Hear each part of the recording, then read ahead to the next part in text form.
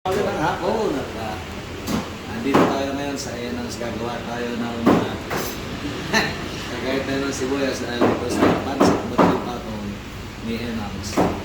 Ikaw ang gagawa ng sarili mo. Yan. Garnish. Tatamihan ko ng sibuyas. Yan. Garnish kasi ng pansit kasi satchel.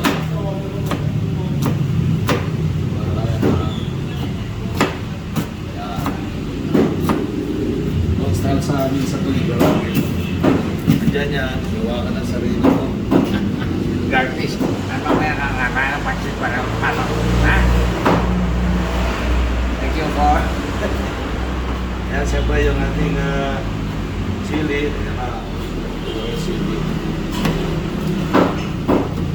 Ang sarili mo chili. Sa in-order natin ay nabubutot. Nabubutot is singo. Tapos lagay natin dito. Ayan, ang mga pwede mong orderin. Overload, 200. Tapos 150 yung butot. Nabutot, 120. 180. Nabubutot. O, sino ba sa inyo nabubutot sa pansit? Punta kayo dito. Enang's.